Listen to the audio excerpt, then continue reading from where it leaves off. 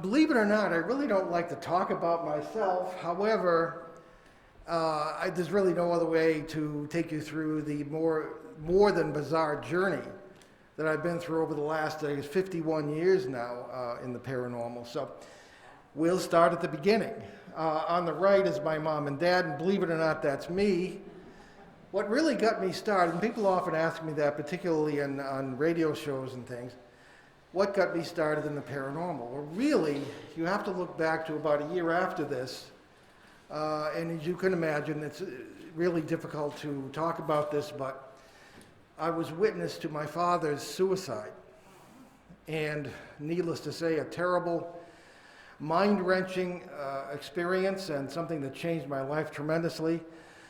However, I would wonder, at the time I was in second grade and they had the Sisters of Mercy. You can believe the name if you wish, but they were either angels or potential axe murderers. It seemed there was nothing in between.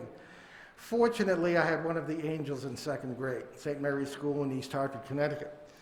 And they were teaching us things like, I came from a mixed marriage. My father was sort of a garden variety Protestant. My mother was a Yankee, but somehow ended up Roman Catholic.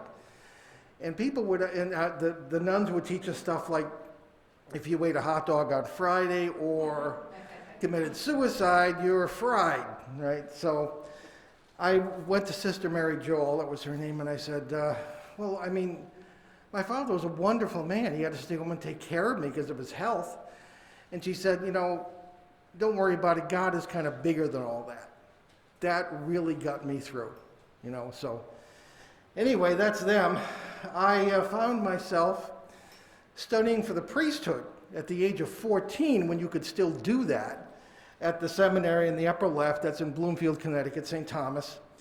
And believe it or not, that's me in 1971. And I was curious, where is my father? That's not why I entered the seminary, but I was curious about the whole purgatory thing, And the Romans have a doctrine that if you were not quite bad enough to go to hell, not quite good enough to go to heaven, you go to purgatory where you were purged, or hence the name, and then you can go to heaven. It also satisfies the Western mania for pigeonholing everything.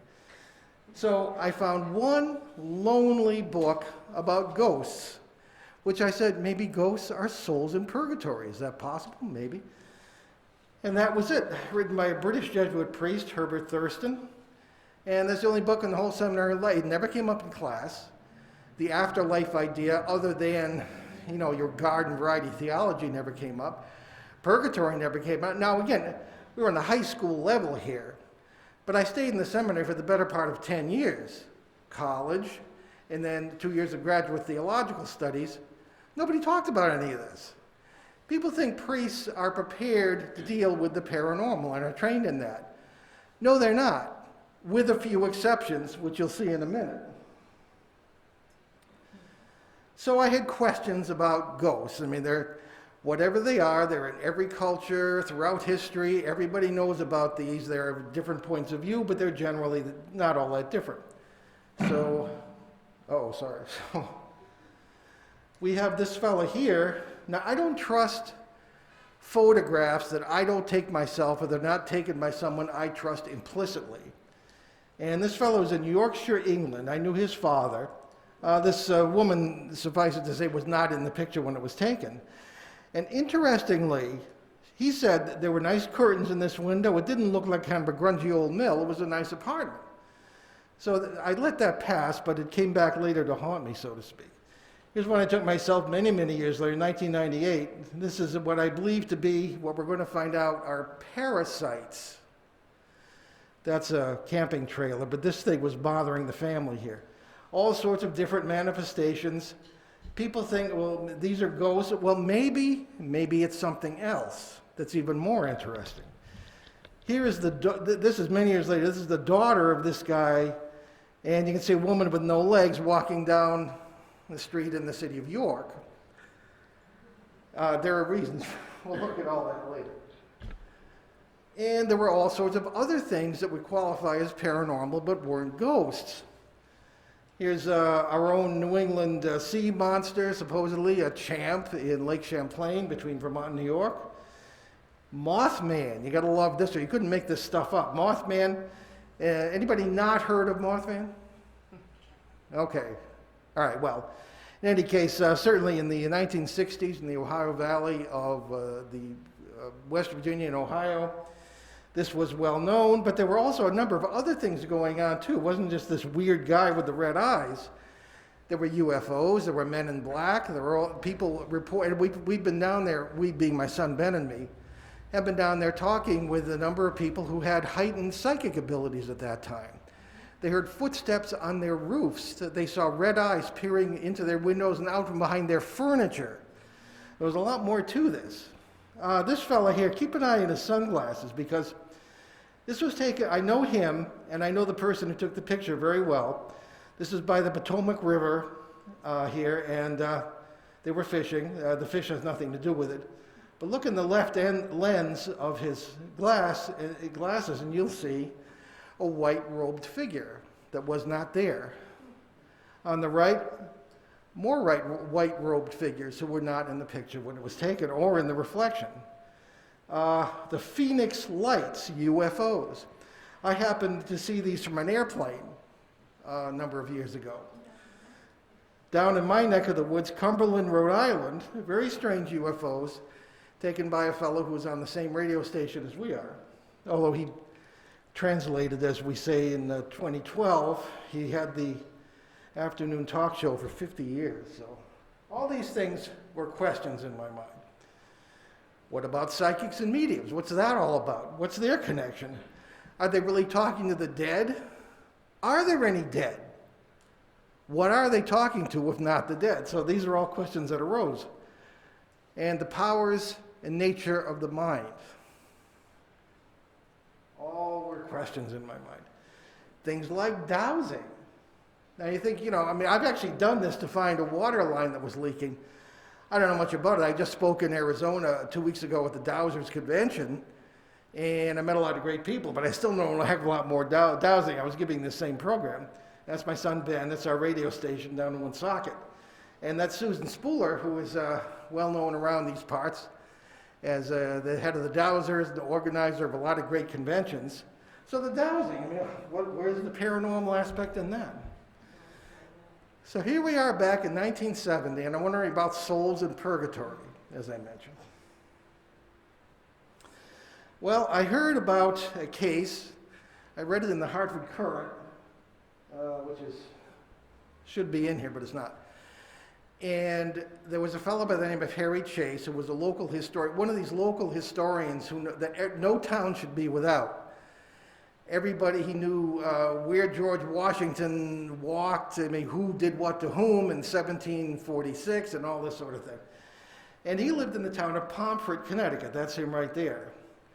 And in the article, it wasn't even a Halloween type article. It was in June of 1970, and he was being reported as having taken all these bizarre photographs in what was known locally as the Lost Settlement.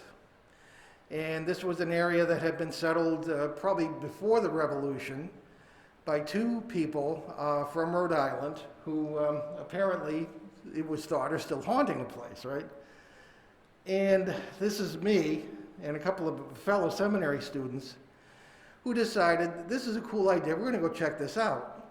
Now the faculty got wind of this. They were not pleased, so anyway, that's another story, but one of the first pictures we took was this, and it looks like almost a baby, almost a piece of Renaissance art, reclining in a tree branch. And now this is these are the days before all the equipment that they use today, and we had high-tech cameras like the Kodak Instamatic, which was really cool because you didn't have to, you sort of cartridge, you didn't have to wind the film, and that sort of thing, but that's about all we had. We didn't see this with the naked eye until that night.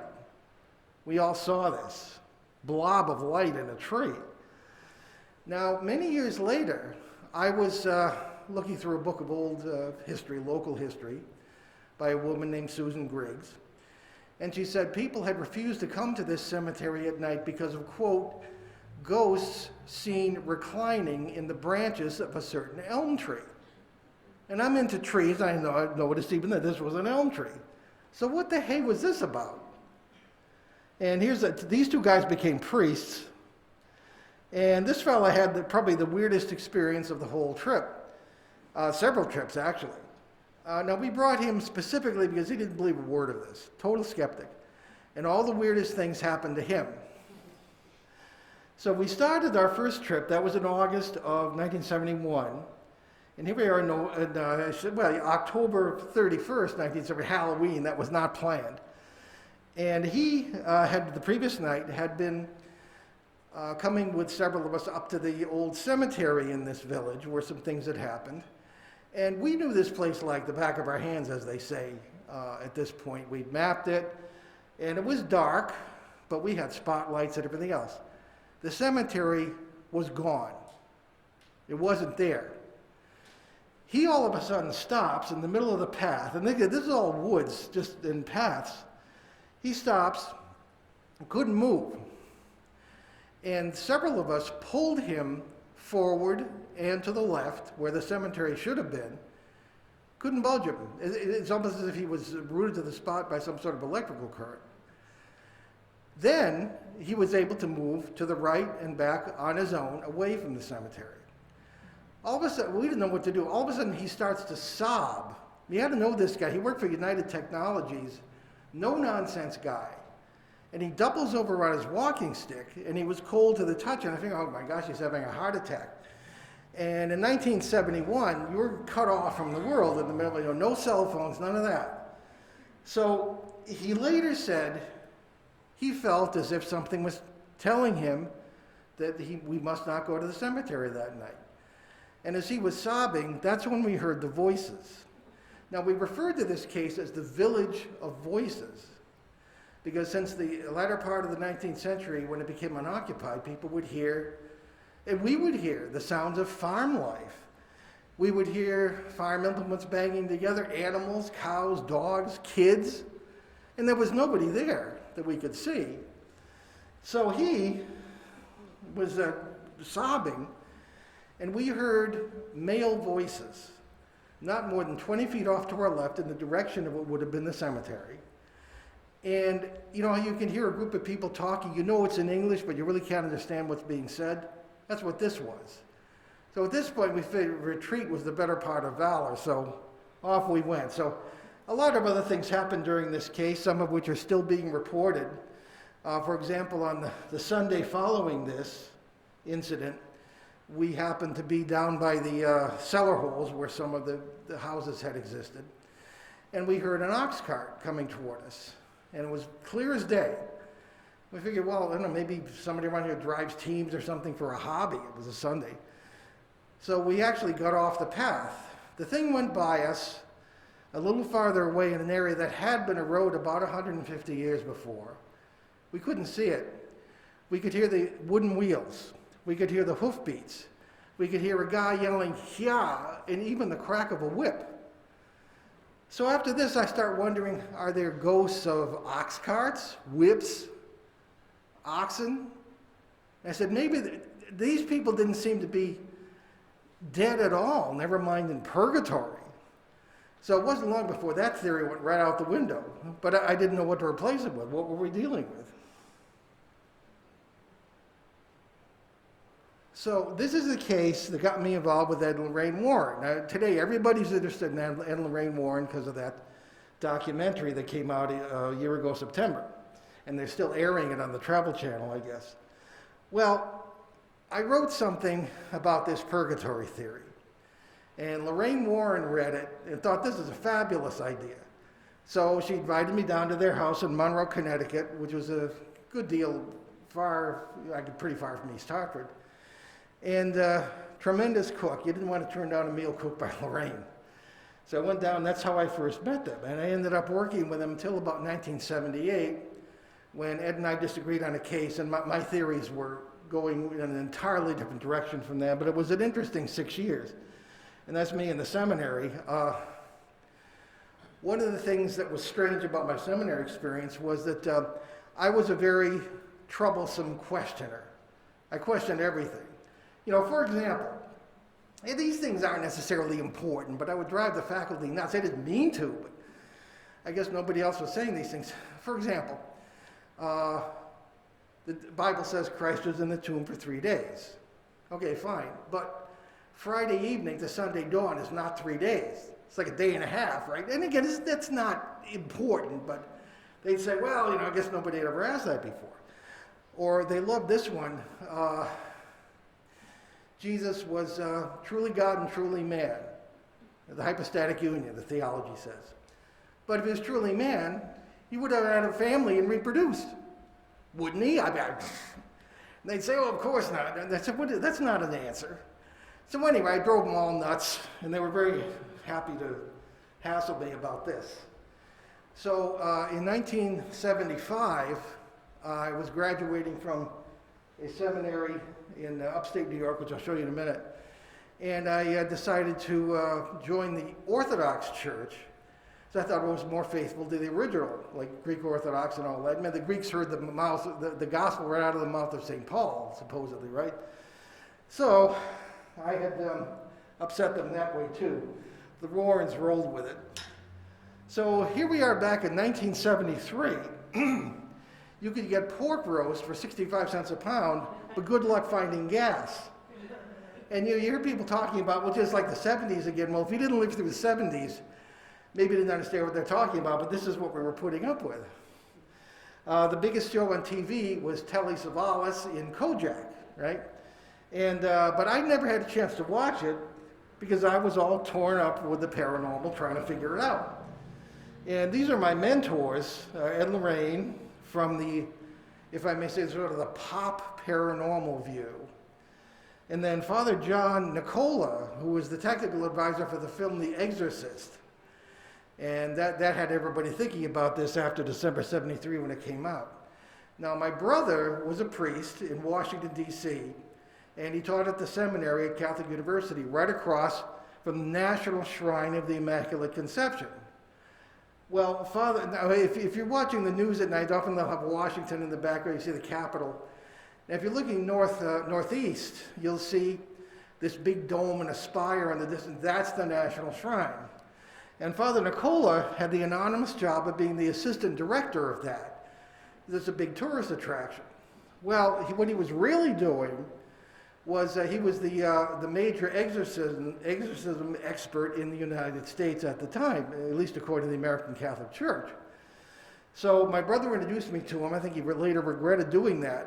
But I would meet with him often because I was in Washington often, and he was a mentor to me on this sort of thing. This is Dr. Louisa Rhine, who, with her husband, Dr. Joseph Rhine, pretty much the founders of American parapsychology. So, I had the pop point of view, the theological point of view, and the scientific point of view. This is Father Nicola's book, the only one he wrote. So it was quite the interesting juxtaposition of ideas. Dr. Rhine was more interested in studying ESP in children, and she didn't care too much about the purgatory idea. Now, my Bishop John Marshall of the Diocese of Burlington, Vermont, I would have served in Vermont had I been ordained a Roman Catholic priest, was not pleased with this paranormal involvement, at all. And he kind of raised his magic hand and he sent me to this seminary I'd never even heard of before for the next academic level, which was the senior college level, or the philosophy, as they would call it. You had to major in philosophy, the very first 2 years of major seminary. And the place was in the middle of nowhere, full of cows, and that's me. They discovered the area around Lake Ontario and the Thousand Islands. I'd never even heard of this place. So he figured he'd keep me out of mischief by sending me there. Well, that didn't work. He didn't figure on Father Lawrence, I changed his name in the book to Wheeler. I don't know if his family would appreciate this. And the Ogdensburg State Asylum for the Insane, officially known as the St. Lawrence State Hospital in Ogdensburg, New York. Now you talk to people today who used to work there, and they'll say it was a pretty weird place. Well, they didn't know the half of it, because Father Cotter lived at the seminary. I didn't know who he didn't teach. I'd see him sort of gliding down the hallway. One day he called me to his room. I had just arrived like a month before. And he said, I understand you work with Ed and Lorraine Warren. And I said, yes, Father, I do. How'd you know that? And he said, da, da, da, da. So we talked a number of conversations. It turns out he was the exorcist for the Diocese of Augsburg, New York. Those are the priests who are trained in the paranormal, or at least their narrow view of it. Each diocese or regional part of the church headed by a bishop or an archbishop has an exorcist. And if you're a parish priest and somebody comes to you and says, well, their rocking chair is floating around the living room, then you contact the exorcist and you turn everything over to him. So he was the go-to guy in that diocese. So I ended up assisting him at the state hospital. And when things really got interesting, I would go to him with things like, well, we have people reporting little gray men by their beds at night. What is that? And so you wouldn't usually associate aliens and exorcisms, but I came to find out, I think as years went by, that all this stuff is very closely related. So exorcisms officially are these religious practices of expelling demons. Some of them get pretty wild. In some of the areas of the third world, people have actually been killed in the process of exorcisms, which is just really awful. So you can kind of understand why the Roman Catholic Church has it as a very institutionalized and formal proceeding that has to be approved by a bishop. Doesn't matter if you're the exorcist, the bishop has to go over the case and approve it. That's even true today. And at the hospital, we would look for things like, well, things that were happening outside the realm of the patient's physical control. For example, if the doctors and hospital staff were in a room, stuff started flying off shelves on the other side of the room, or the bed started lifting up, obviously that's not attributable to the person's dissociative identity disorder or any kind of psychosis of that kind. So that's when they would call in Father Lawrence, and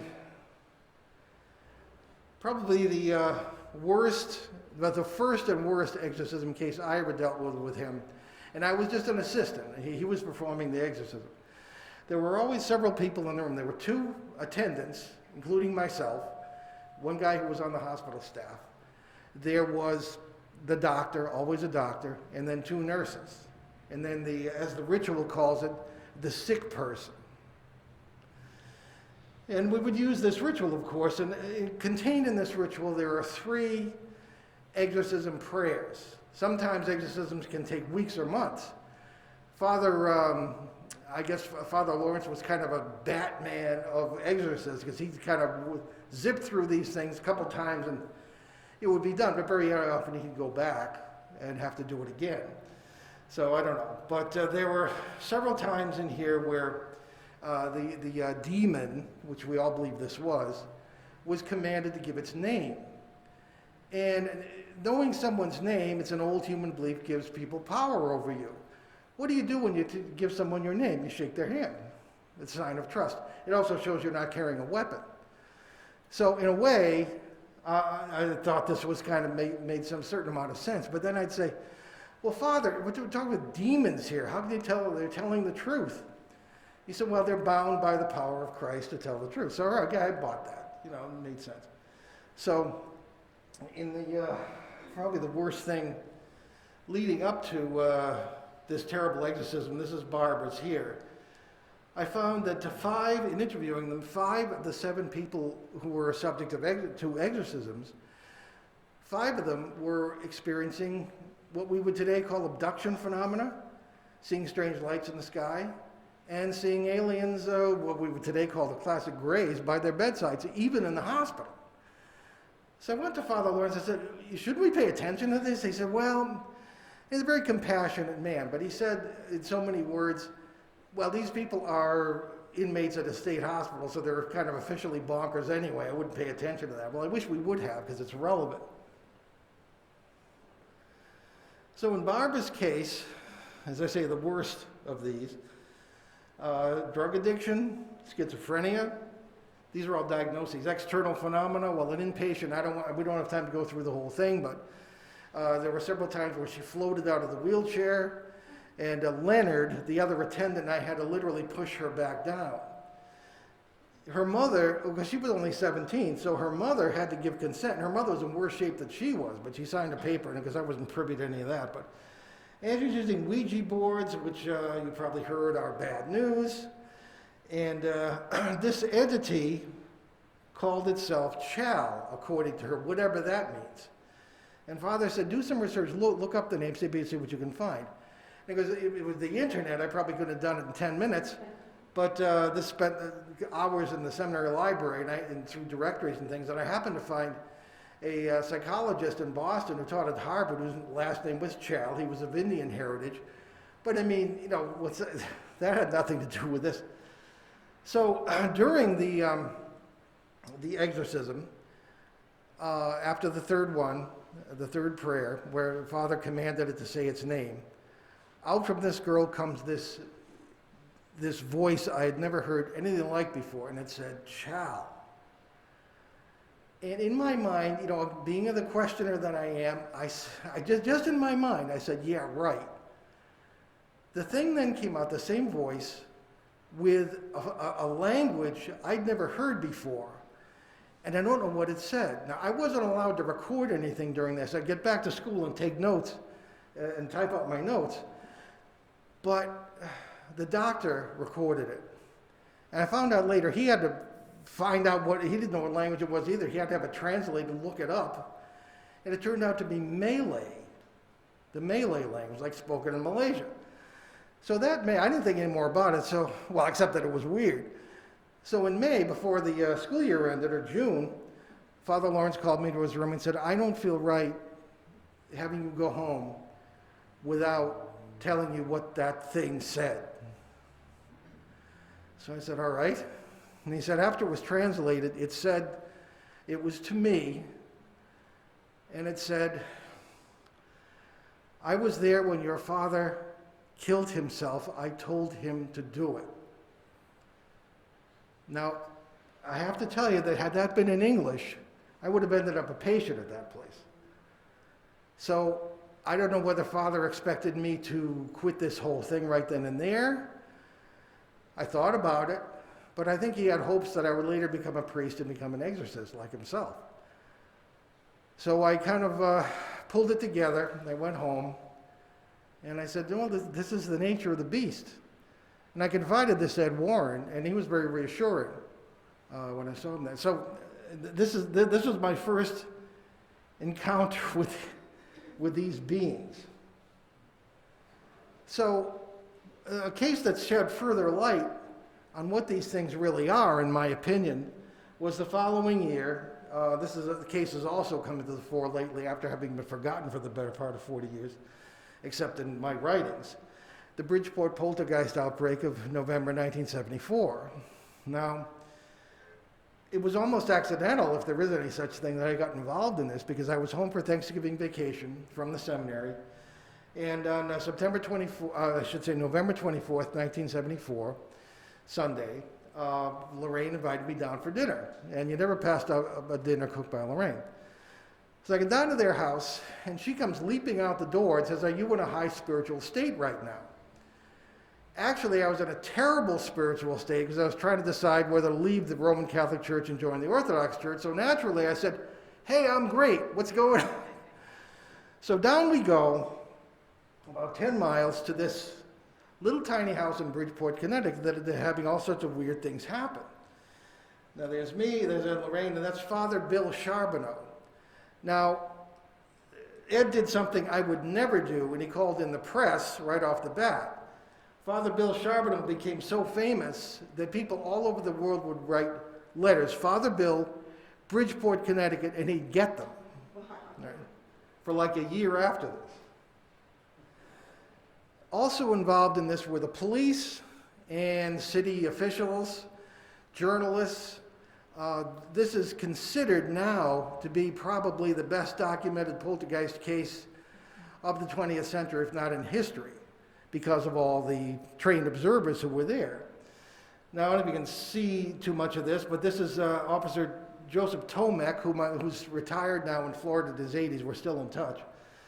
And talking about all the different things that he saw in this house, or at least that were reported in this house. The poltergeist never starts out, it always starts out quietly. You know, it never starts out by throwing your chairs and making them stick to the ceiling. You have little thumps. You have maybe some voices, some strange smells. And as you get more upset, more fearful, more angry, more annoyed, it feeds on it. And it gets stronger. And then you can sometimes get to the really wild stuff. And here you can see what the police themselves saw. At one point, I stood in the kitchen with 3 Bridgeport firefighters on one side, 3 police officers on the other, and the refrigerator floated in the air.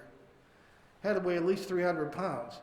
One of the officers, Leroy Lawson, backed out of the house, backed down the sidewalk, sat in his cruiser, wouldn't come out. Really can't blame the guy, you know, I suppose. So these are all things that the police officers themselves witnessed, and many officers did.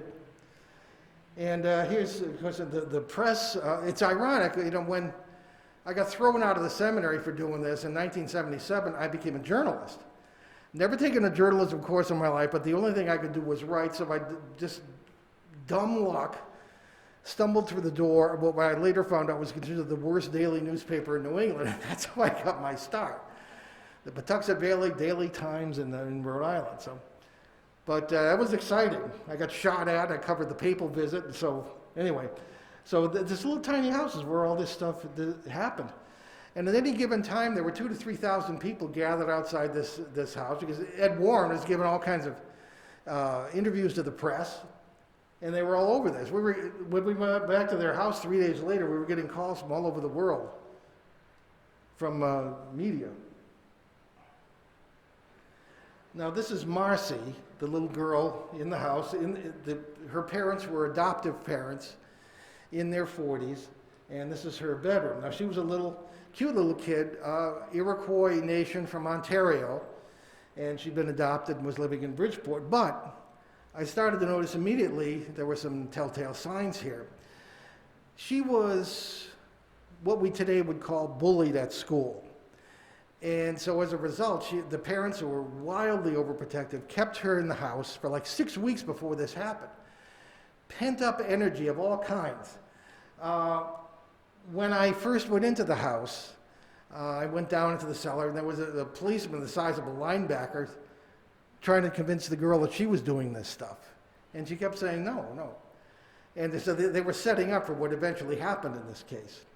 One of the interesting things that happened too was her cat. The talking cat, Sam, has become part of the urban legend about this stuff. And Sam was a little ordinary garden variety calico male cat, and she would carry him around. She told me, Sam is my only friend. And I could tell she was holding the cat close to her throat and throwing her voice. I mean, I wasn't born yesterday, right? However, Mr. Gooden, Jerry, said, you know, you can say that, but he said, I swear the damn thing swallowed a minor bird. When he went to the vet for an operation, he came back.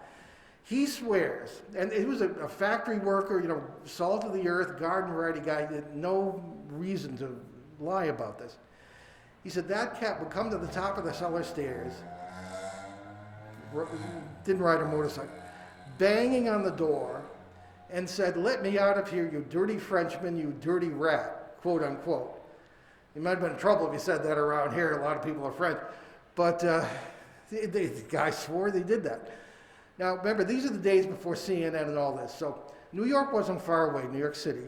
So up come reporters from CBS, ABC, and NBC. I think of all the strange things I've seen in my life, probably the strangest is the sight of network reporters holding a microphone up to the cat and begging it to say something. There's your media for you, even there. Now, probably people ask me, what are the scariest things that happened? And I just told you probably the most mind-wrenching thing that happened during that exorcism. But the things that are really scariest are the things that smash your belief system. Because all we have is our belief systems, right? And if something happens that is so contradictory, the purgatory thing was nothing compared with this. Now, this was on the Monday night of the case, Ed and Lorraine had gone to do some TV interview, and I was in the house alone with the family. Now, we were playing Monopoly over here. The 10-year-old kid loved Monopoly for some reason. And I had gotten the impression from the minute I set foot in this place that there were 4 entities. And this is not what they looked like. This is what they felt like. I'll explain that in a second. Now, different things were happening around here during different parts of the case. I was injured by a flying television set. Lorraine had a second-degree burn spontaneously appear on her hand and all this sort of thing. But the wildest was here on the Monday night. 4 things came out of here. One of them came right up to me, and I put the girl behind me because I knew it was after her. And again, this is where I learned the hard way. You do not get angry, fearful, or annoyed in the face of these things because they feed on that because, as I say, in my opinion, they are parasites. They're not demons. Their theology only matches ours when it serves to get them something to eat. And that's the impression I got during the exorcisms, as a matter of fact. I just got the impression they were playing us. As the old expression goes, like bass fiddles. The whole tone of the exorcism, very commanding and everything, I think it fed on them. It would play with us. And nobody else could see it. And maybe I'm wrong, but that's just what I felt. And that was really confirmed when I actually had a physical entanglement with one of these things. It's right there. Marcy was behind me. And I just instinctively pushed against it. It pushed back. I went like this. It had a physical structure. I could even feel skeletal structure. Now, what the hey is that? These are supposed to be spirits, which by definition are non-physical. So here I am confused. It got around me and threw her across the room. So I ended up pulling the whole family out of the house. And then I had to go next door to use the telephone to call the Warrens to ask them to come back. It took them an hour to get back. It was only 10 miles from Monroe into Bridgeport. And when we did go back into the house, the energy had dissipated. And we had left the radio on in the kitchen, and they were speculating why we had left the house. So, very, very strange. So anyway, this case descended into chaos because the police came in on the following day, as soon as we had left to get something to eat, and said, the kid did it, that's it. The police superintendent Walsh had said, the city's tied up in knots, we gotta get rid of this traffic, everything's a mess, there's gonna be, who knows what's gonna be going on. And they declared the whole thing a hoax perpetrated by the kid. So Ed and I went on the radio for the next couple of nights, and we were fighting with the cops back and forth about that. And there's a lot more to it, but you've heard the most dramatic part. So all of a sudden, William J. Hall writes a book in 2014 and interviewed me and whoever else was left. I'm the only one left of the major eyewitnesses, I guess. Asked my son Ben, and the Travel Channel did the thing. So all of a sudden, everybody's interested in this case. So, and rightly so. So that's, if you did see it, it's called The True Story of Ed and Lorraine Warren. That's the beginning of the Shock Docs series on Travel Channel, and the whole first section is about this case. So by the end of the 1970s, I was really confused. What the hey was this all about? I was running into people who were seeing ghosts of themselves. I was running into people who were seeing ghosts of people who hadn't died yet. This is fake, but time slips. I would actually run into people who saw stuff like this. Towns, buildings that would be there one day and gone the next. So I said, there's a lot more to this than dead people. Maybe there aren't any dead people if this is more about time. So by the end of the 70s, beginning of the 80s, I saw no choice but to start looking toward physics rather than theology. All right, and I had the time to do it because they'd thrown me out of the seminary in 1977, and I'd started getting into journalism by 79. So we have an open system of with exchange of energy among worlds and probable exchange of inhabitants too. There are plenty of examples of that. Our multiverse experiences, paranormal experiences. I was beginning to think more and more, yes. How did that work? I think a lot of it had to do with something called quantum entanglement. The basic story of this is that particles can influence each other at inconceivable distances. And the speed of light makes no difference. Communication seems to be instantaneous. And really, the only way you can explain this fully is by the idea of multiple parallel realities that interact with one another and form one great, rather elegant system. Einstein thought it was too creepy. So he called it spooky action at a distance. He couldn't deny it. Spooky action at a distance. And the physicists will often say to us, we've had eminent physicists on our show, such as Fred Alan Wolf and Amit Goswami, on the air agreeing with our point of view. But many others will say, well, that's true on the subatomic level, but you can't really relate it to the level of people and grasshoppers and trees. Well, why not? That's like saying you can get a little bit pregnant. You remember that old saying, I mean, it's got to apply on the macroscopic level as well. And I think we see it in our work. Here's a rather simplistic approach to it, but these seem to be worlds, separate worlds, which interact. That's the key. They're not totally separate. They interact all the time. They touch, they blend, they pop sometimes. And this is, a matter of fact, a remnant of what physicists will actually call the space-time foam, like in your sink or in your washing machine or your bathtub. And that started when the universe was created, the Big Bang or whatever. That's debated now too. So what the real key to understanding the multiverse is that time is simultaneous. There is no past, there is no future. It's all simultaneous.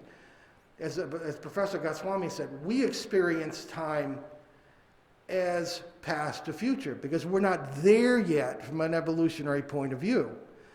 But the reality is that it's totally simultaneous. Einstein couldn't help but agree with that in his 1952 special theory of relativity. So that's really how it appears to be. So you've got all these things. There's 1910, that's Vincent van Gogh there, and worlds where there are all possibilities existing. So simultaneity of all time and all possible outcomes that can be conceived and that are possible do exist somewhere or somewhen in the multiverse. One example, I love speaking at colleges because they ask great questions and they put me in like a big armchair at the end, like Santa Claus, and the kids come up and tell me their stories. Well, I was at Mount Ida College outside Boston. This goes back quite a few years.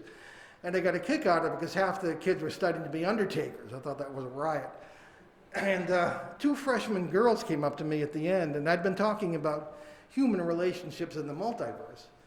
And they said, well, why is it that we saw each other on registration day, never seen each other before in our lives, across the crowd, we were sisters from the start? And I said, well, maybe because at some point in the multiverse, you are one another, literally and absolutely. This goes against what most of us believe. Ben and I call it the island theory. Everything we are is contained within our brains, within our bodies. No way. The physics of consciousness indicates complete non-locality. Professor Goswami again, the sense of self is an illusion. It's a sense of self-reference, because we're here, we got to function. So it's the first day of school, kids, here, if this is true. So there's, going beyond this, there's the notion of world families. And we kind of developed this. I don't know, I've never seen it anywhere else. And we're not scientists, we just experience all this stuff. And one of the things in the different worlds is that they may have different laws of physics, which is why the police and the firefighters and I could stand in that kitchen and watch the refrigerator float, because there might have been another word we had to invent, an overwash of two worlds with different laws of physics, and the bloody thing floated. So it's a very simple explanation, but it may be true. So world families have the same or similar laws of physics, and that's what we pass through, probably millions of them in one day. When they get a little bit out of joint and another world family kind of brushes up against it, I think that could be where you have parallel interaction and paranormal phenomena. Another example, I was speaking I was on a television show with John Zaffis. This is back in the 90s, and it was a call-in show. And a man called in and said, I got there's nothing really scary happening, but I have this weird footsteps coming down my stairs. Every day, the whole family hears it. So I said, I'm going to check this out. So when I ended up spending 2 nights at the house, I slept on the couch right near the stairs. I heard them myself. Nobody was there on the stairs. But I listened in the morning when the guy came down after shaving and everything, getting ready for his day. It was the same sound. And later on, I said, go on back up, come down the way you did. And it was exactly the same sound because the sound never changed. Because I think it was him. The more often you do something, the more worlds it exists in. And the conditions there were such that, we always look at the geotechnics, whether it's sandy or clay soil. All these things are relevant to these phenomena, in our opinion, because of the electromagnetics involved and some other things. So he just said, well, it certainly sounds like it. And so that was our opinion, and it continued, but nothing else ever happened. So, world family, if we're right, that's what they. Now, what really pushed me over the edge into some of these ideas was in 1979. Now, I'd been thrown out of the seminary. I had nothing, and I had done some graduate work at Trinity College in Hartford, and I'd finished that. And I was living in this little cottage by a lake in Tolland, Connecticut, writing plays for the Connecticut Dance Theater, if you could believe that. And I'm sitting there one day on my back porch looking out at the lake and trying to figure out how to get a couple hundred dancers and puppets from one side of the stage to the next without having them end up in a heap in the middle. And the phone rang. And it was a young girl from the University of Connecticut. And she said, I've got to tell somebody this, and I heard about you. If I live to be 100, I'm never going to forget this. I can't sleep at night. I said, all right, what happened? Well, she and her sister had been, with some friends, had been in York Harbor, Maine. Now, we've all been up to York. It's beautiful. And they were just driving through the back country. And they came upon an ordinary nondescript house. It wasn't particularly old or in a ranch house. And the young girl said, stop the car. That's my house. And everybody knew she was a little weird when it came to the paranormal and occult, and so they said, oh, brother. So she jumped out before they could stop her. She ran up and started pounding on the door. Well, the door opened, and a woman in her 40s answered the door, took one look at this girl and screamed. A man, this is a childless couple in their 40s, came to the door, couldn't speak when he saw her. Finally, everybody had the creeps by this. The girl said, I'm sorry to bother you, I just felt as though I knew this house. The man said, you ought to know this house, you haunt it. So they said, sorry, see you later. They pulled that, but they got a name in the mailbox. And she gave me the name. And as luck would have it, my mother's family had had a house in York Beach on Freeman Street since 1872. So we knew people around the town. And I managed to find out who this actually was. I didn't dare call the guy. I figured he'd keel over for sure. So I wrote him a letter, put in every reference, every clergy, every psychologist I'd ever worked with in this field. And I got a call 3 days later. And here's the story I heard. They had seen this girl in transparent form doing different things around their house, particularly coming down the stairs and looking out the front window. The girl whom I sent for anybody here in mental health work? Okay, you know what the MMPI is, a Minnesota Multiphasic Personality Inventory. Don't ask me to spell it, but it can be very helpful in determining if you have the need of further treatment, okay? So I sent her to Hartford for that. She said, and they had never talked to each other after that time on the porch. She said she had dreams, vivid dreams of being in that house, doing exactly what they had seen her doing in transparent form, only not at the same time she was dreaming it. So I was so dazzled by this, I let that pass. And so one of the interesting things that happened was that no phenomena of that kind ever occurred again. A physicist might say that when they met on that front porch, the wave function had been collapsed, and the worlds had joined, and all phenomena ceased immediately. Never happened again. So if that's true, that's another arrow in the quiver of the multiverse thing. They may have been sharing the same lives in the same house, but in different worlds. Because the girl said that that was her house in the dreams. She had 2 children. Matter of fact, she wonders why there weren't toys all over the yard. So, possibly more evidence of that. Now, some practical evidence of it, we believe, are from things like this. This was taken by someone I trusted very well, a good friend who was a reporter at the Baltimore Sun. Now, she was following this lady around for the day to do a feature story on her, because she was a Holocaust survivor and very old, and she'd gone to the optometrist, and the reporter went with her. And you can see right through his hand to her head behind, and you can see right through his arm to some of his equipment. So the first thing, this is my hard-nosed political reporter friend says, "Gee, do you think this guy could be an angel?" I said, "Well, I'm sure he's very nice, but I looked him up, and he's a licensed optometrist in the state of Maryland, so I don't know whether he's an angel, I don't know." So, but I began running into more and more of these sorts of things. Here's another one, much more recent. And this is only a few years ago, in what we refer to as the Pennsylvania Triangle, a flap area, which we'll get into in a bit. And you can see poor Remy the dog here with his butt disappearing, okay? And how would you explain this? Or the hand thing from before? Well, if the multiverse idea is true, the photographer may have caught an intersect point, another term we had to invent, that in one of which the dog was there, and in another world the dog was not. That could be the only difference between both universes, is that the dog was in one and was not in the other. That's how many of these things there appear to be. So if that's correct, there's poor Remy. So parallel worlds, parallel lives.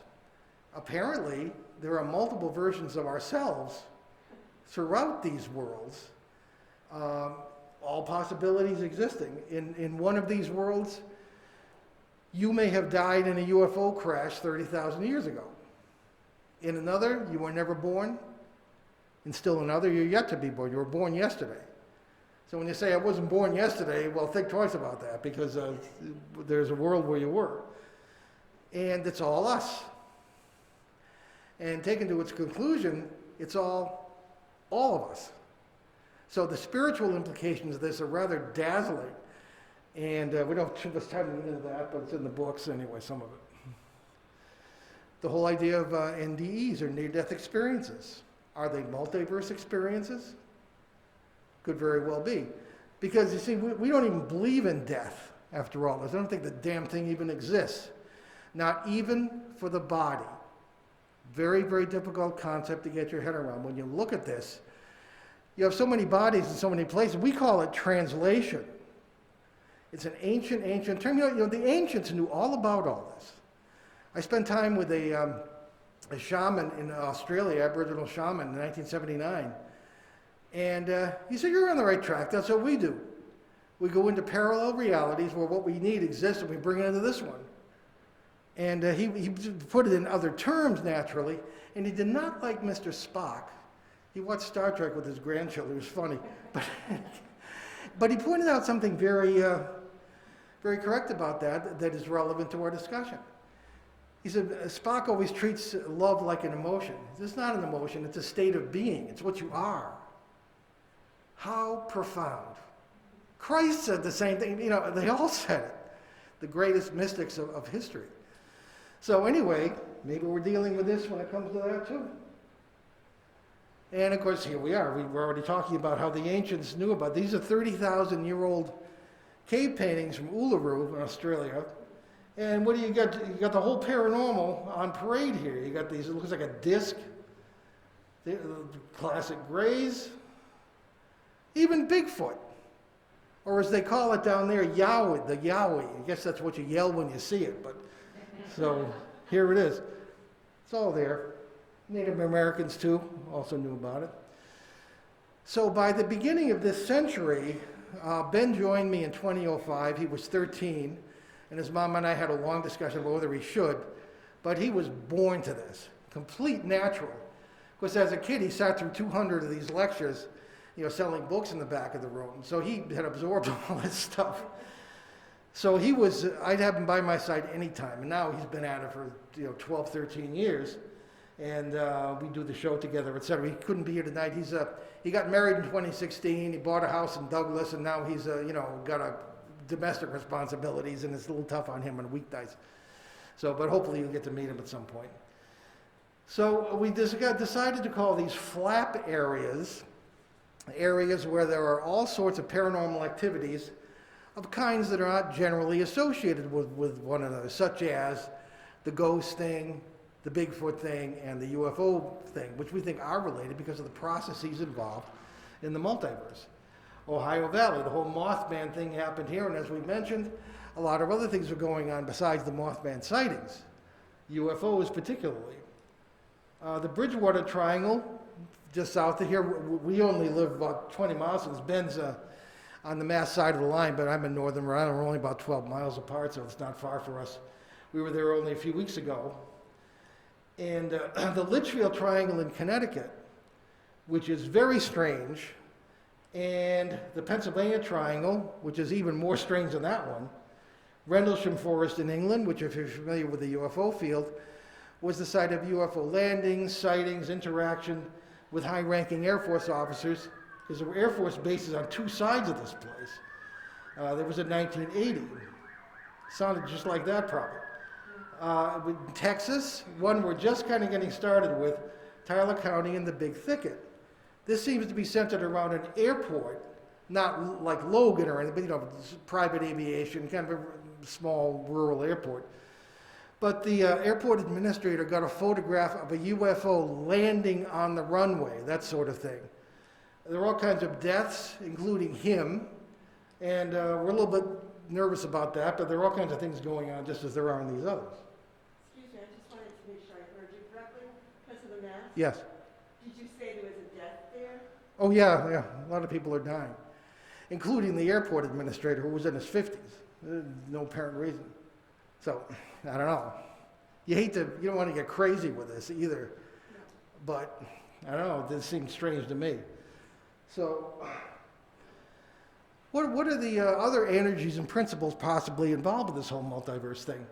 Well, one of these is the Bouguer anomaly, okay? That's a well-known gravitational anomaly. And if you were to walk down a hill into a valley, you would expect that you'd be closer to the center of the earth and the gravity would get very slightly stronger. And maybe you wouldn't be able to feel it, but if you want to lose weight, live on the top of a mountain, right? So there's something to that because scientists use it to find oil and gas deposits. They're not entirely sure how it works, but there seems to be the presence of light elements and all this sort of thing. Well, we have found that there are tremendous Bouguer anomalies at the centers of all these flap areas. Now, whether it's relevant, we don't know. For example, in the Bridgeport area and farther north up into Litchfield County, there was the strongest Bouguer anomaly in Connecticut. And we've been dealing for 16 years with a wild flap area case. And it just keeps getting bigger. So why would this be of any relevance? Well, what did Einstein say about gravity? It bends space and time. Now, whether this Bouguer anomaly is enough to do that, we don't know, but we're researching that now, and it seems to be leading to some interesting conclusions. And typical flap area phenomena, you name it, it's going on. You have, at one point, some of these mass changes in behavior. In the Connecticut case, there were, well, first of all, there's a lot of military activity. And there were ground troop movements in 2009, 2010. They didn't care who knew it. And it seemed to be centered on a farm where there was no farming. Today we call it the funny farm. And they rebuilt the place. You've got new buildings. But again, there's no farming. There are weird trucks coming and going, evidence of excavation all the time. And why would the military be interested in this? Well, Wouldn't we love to weaponize the paranormal? Wouldn't private industry love to develop ways to use the multiverse to transport cargo without using trucks, trains, or planes? I mean, don't underestimate the interests of private industry in these things. A lot of money to be made with this stuff. And some of it could be good, but as the shamans told me in Australia and Quebec, you shouldn't mess with this stuff. There were occasions where they said, as children, that they knew shamans who had literally brought people back from the dead. Not resurrection, not haunting, literally gone into parallel worlds, grabbed them by the arm, and pulled them back into our world.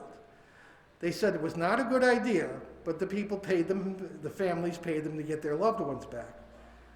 It was really, as I say, not a good idea.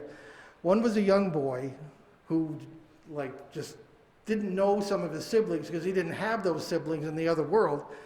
And then there was a man in Quebec who was a young father, ended up just going crazy. He used to walk to work every day past his own grave. And he just lost it and went out running into the woods. They never found him. So there's a reason why the multiverse is set up the way it is, if that's what it is. Maybe we've heard of Skinwalker Ranch in Utah. Now, Ben and I know George Knapp pretty well. He's one of the guys researching this. And Bigelow Laboratories was in on this with all kinds of scientists. Supposedly you had holes opening in the air, UFOs coming through. You had holes opening in the sky and all sorts of things. Really totally bizarre, flap area stuff. We're not allowed near this case. I don't know why, but who needs it when you have the Connecticut case here? We call it Connecticut Skinwalker Ranch. This is Ben's first case at the age of 13. There he is with our first video camera. People have heard him grow up in the paranormal, on the show, etc. And just, I don't want to take up too much more time here, but there's a triangle area sort of thing. Here's the funny farm. 1783 farmhouse where this all started. The family contacted us because they read one of my books and said this multiverse thing is the only thing that explains the goofiness we're seeing around here. The family would sit in the living room and they'd see legs hanging from the ceiling, walking as if on a surface that wasn't there in our world. This is a long story, but we literally had to go downstairs, and we run into this a lot, and convince the great-grandparents who were no longer with us in this world, that the people upstairs, their great-granddaughter, etc., were not ghosts. We're constantly running into people who think we're ghosts haunting them, because they seem to be living perfectly physical lives in parallel worlds, and they see us as we see them sometimes, glowing or dark or spooky. Why? Because the boundaries between the worlds, which physicists call membranes or just brains, B-R-A-N-E-S, are charged with plasma. You look through that, that's what you're going to see. So it's really all rather simple when you think about it. So anyway, we're still working on that. Here's an example of two versions of the same room that seem to be manifested in one of these houses. And people think, aha, a ghost. Well, we think it's a membrane. But then a listener to the radio show from Colorado said, how come you didn't point out the alien? And all our supposed experts didn't see this. It looks like a classic gray face here. And Mark D'Antonio, who was a bona fide scientist and an astronomer, but also is open-minded and works for the Mutual UFO Network as their, I'm going to stand a little farther away, as their analyst for photo and video nationally, said, and he's a killjoy, he'll say all kinds of reasons why these things could have been faked. But this face, he said, is not part of that refrigerator. It's a freestanding object just sort of hanging there. Here's something similar here. Now, what gets me about this, and with everything I've done in my life, I actually found time to serve in the Coast Guard, and I was a military photographer and had doing a couple of spooky things. You've got like this kind of a face there. And I said, oh, somebody just moved the camera, because you can see this and this. But everything else in the photo would have a ghost image. That's what it's literally called in photography also. So that's kind of a mystery to me, that photo. this is a video that you can see if you go to the Behind the Paranormal with Paul and Ben Eno Facebook page. And the 4-year-old boy in this house said that his invisible friend Ashwar, this is all in this triangle area in the Litchfield County area. He said his invisible friend Ashwar was in the tree outside because their people live in trees. All right? And you can see this tadpole-like thing coming down. Here again, the video is on that Facebook page. Here it is again, and the final frame, it just sort of maybe they don't like each other. Yeah. And this sort of disappears in a flash of light. So, as again, I invite you to go and see that video. Okay. Now here again, all sorts of this needs to be updated because this keeps mounting. Military activity, the ubiquitous black helicopters. You've got the UFOs, and this looks like a pile of rocks, but this is a video. You can see this Bigfoot-like creature walking across this field. Now, we're within 100 miles of New York City here. So, where are they coming from and going to? Now, this is the sort of the icing on the cake. Hey, whatever the heck this is, you can tell me. There were a number of break-ins in this Litchfield Triangle area, and nothing was stolen. Police couldn't figure it out. But a family put security cameras in their home, and they were not home one day, and there's this thing standing at the sink.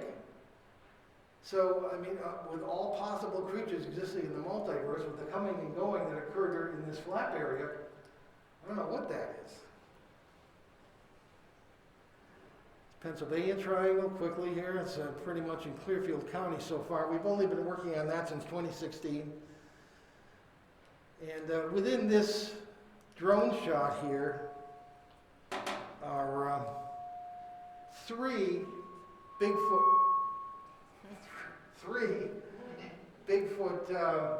sightings. My own, September 16th, 2016, I was up here with my truck. This family owns most of this land, so it's really convenient for investigation. You can pretty much go anywhere you want. And they are kind enough to host us at their house here. So I'm up here, it was a Friday night, brilliant moonlight, September 16th, 2016. And I'm looking for UFOs, because I had my camera set up for that, because we had gotten some spectacular UFO photos here, broad daylight, the previous May. So, I happen to have my eye caught by something on the right. And I look, brilliant moonlight, and I've been out there for hours.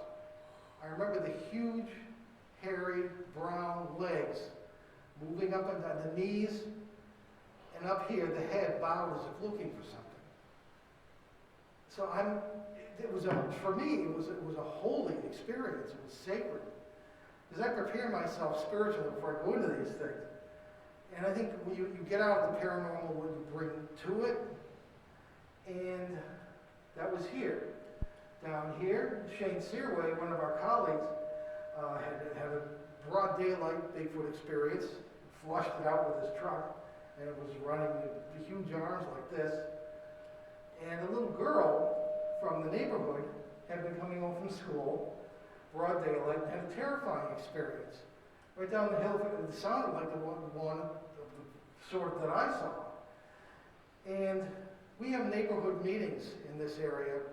Until COVID came, we did it every year. We're going to try to get back there in 22. 30 to 35 people will show up. It's become so big we've got to move to a restaurant. Nobody's house is big enough. Everybody has seen strange lights in the sky and Bigfoot. And they'll say so on camera. We have a lot of interviews on camera. And this little girl, however, had a terrifying experience. She will come and she'll cry. And now by the time she grows up, she'll talk to us.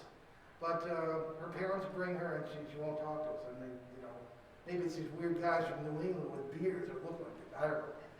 So she never told anybody what happened? Oh, her parents, yeah. Yeah, but not us. So, here's a typical, we have a questionnaire online that people can answer. Here's a typical report from that area. People will fill it out. and the magnetic energies, ghostly phenomena, spirit activity, UFO, you name it. And this, of course, is a classic flat area. Here's a picture I got myself of strange lights right near the ground moving along. And here, sort of the icing on this cake, was May 25th, 2019, the last time we were able to go down before COVID hit. And we got this really strange object in the sky, and I happened to have my brand spanking new Best Garter infrared binoculars with me. First time I used them, the bloody things paid for themselves right then and there.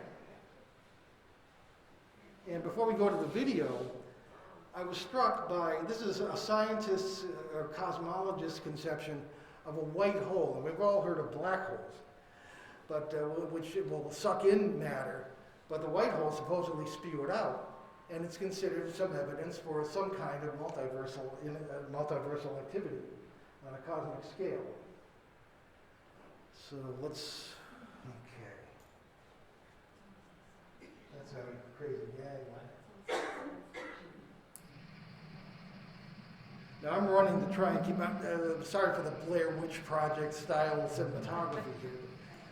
I'm running to try and keep up. Those are stars. And there it is. This came out of it. It seemed to be solid and went back in. Notice the darker than dark kind of situation beneath that. Is this a craft? Is this a living thing? Seemed to change shape or change direction. We spent a month checking every flight plan, every kind of aerial okay. So for the better part of 3 minutes.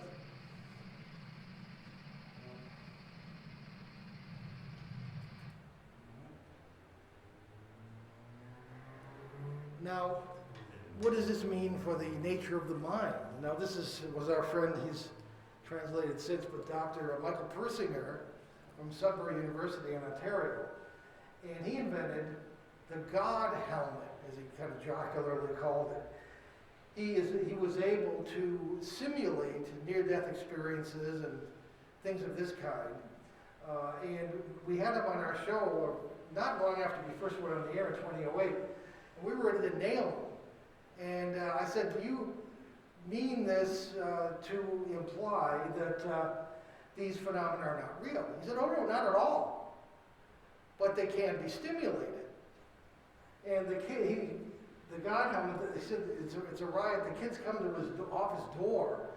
And, oh, can we try on the God helmet because it's such a pleasurable experience? He said, no, you got to be part of the study. So anyway, these are all things that are being studied now in the nature of the mind, consciousness, and again, dowsing. What is the function of this? How does it work? Can we tie in through divination to part of ourselves, or are we being guided by some other entities that are good or bad or what? We don't know yet. So that's about where we're going to have thrown enough at you for tonight. So nothing is what it appears to be. Everything we know is wrong, and it's the first day of school. A little bit of shameless self-promotion. There's a couple of the more recent books. This one is coming out next year. We figure we're always invited to speak at UFO conventions. We could at least write a book on one. So that'll be out next year. And these are the most recent. And some of the older books here probably have no interest to this audience, but it's used in several school districts in Rhode Island, much to my surprise. And here's our radio show. There's a business card on the table here if you'd like to take a card and tune us in. You can also go back and listen to recorded shows. They're all over the internet on the podcast. That's the problem. Podcast platforms. But we're live on Sundays from noon to 1. And once in a while, the Celtics or somebody will preempt the show, but that doesn't happen very often. So that's where we are. So anyway, I thank you very much. I'm happy to entertain any questions.